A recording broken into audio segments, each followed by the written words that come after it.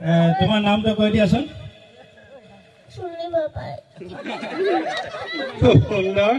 গতিকে তুমি কিহত পঢ়ি আছা? অঙ্গনবাড়ি। বহুত বহুত ধন্যবাদ। 1 2 3 আৰম্ভ কৰক। এতিয়া জমা নি দেই।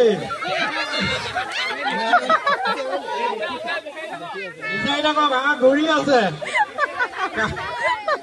পৰিব এতিয়ালৈকে গম পোৱা নাই। আপোনালোকে চাপৰি চাপৰি বিচাৰ গছকি থাকিব দেই, যাতে ওলাই যাব নিদিব হাঁহটো। আপুনি ওলাই দিয়ক চাব দেই হাঁহ আপোনালোকৰ আশে পাশে বহি বহি বিচাৰক, বহি বহি বিচাৰক।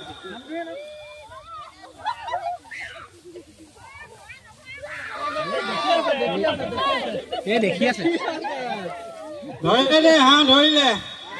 আপোনালোকে চকু খোলক আৰু।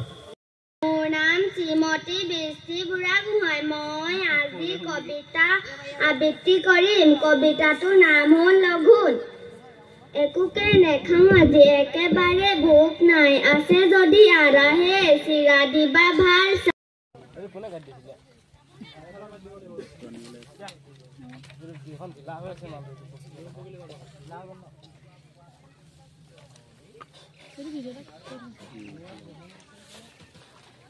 আমি আৰু এজন ছাত্ৰক দেখিছো, তেওঁ চুলি বেপাৰী। খুব এটা সুন্দৰ পৰিৱেশ, খুব সুন্দৰ অভিনয়, তেওঁ ভাল লাগিছে। তেওঁ যিহেতু চুলি বেপাৰী বহুত দামী বস্তু লৈ নুফুৰে, গতিকে কমটি দামৰ কিছুমান পাতলা পাতলা বস্তু লৈ থাকে। গতিকে আমি বেপাৰীজনৰ ওচৰলৈ যাবলৈ চেষ্টা কৰিম। তোমাৰ নামটো কৈ দিয়াচোন। খুব সুন্দৰ। গতিকে তুমি কিহত পঢ়ি আছা? অঙ্গনবাড়ি। বহুত বহুত ধন্যবাদ। একেবাৰে কণমানি এটা শিশু, যিহেতু অংগনবাড়ীত তেওঁ বৰ্তমান পাঠদান কৰি আছে। তাৰপিছতো তেওঁ চুলি এজন বেপাৰী এটা দৃশ্য দেখাবলৈ ৰাইজৰ মাজত আহি লাজ নকৰাকৈ যে আগবাঢ়ি আছে, তাৰ কাৰণে তেওঁক বহুত বহুত ধন্যবাদ। গতিকে আহা এপাক, তুমি এপাক ঘূৰি দিয়া, ভাল লাগিব। এই ভোগালী উৎসৱৰ ৰান্ধনি দায়িত্ব দুজনৰ ওচৰত আহিছোঁ, কাৰণ অনুষ্ঠানটোত আহি বাকীখিনি সকলো ভালেই পালোঁ। গতিকে তেখেতলোকেনো কি কি ৰান্ধি আছে বা অনুষ্ঠানটোৰ লগত কেনেকৈ জড়িত হৈ আছে এই বিষয়ে জানিব খুজিম। আপুনি কওকচোন অকণমান অনুষ্ঠানটোৰ সম্পৰ্কত বা ৰন্ধা বঢ়াৰ ক্ষেত্ৰত।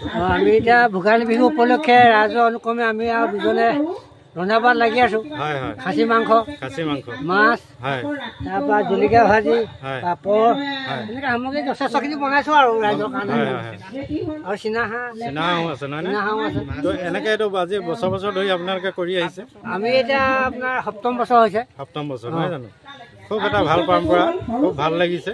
গতিকে এই পৰম্পৰা আপোনালোকে দেখাই যাব লাগিব সৰুখিনিৰ কাৰণে, নহয় জানো? হয়, আমি তাকে ভাবিছোঁ। আপোনালোকক জ্যেষ্ঠ কেইজনক বিশেষকৈ দেখি পেলাই সঁচাই আনন্দিত, কাৰণ আমাৰ কিছু কিছু জেগাত এই বস্তুটো হেৰাই গৈছে।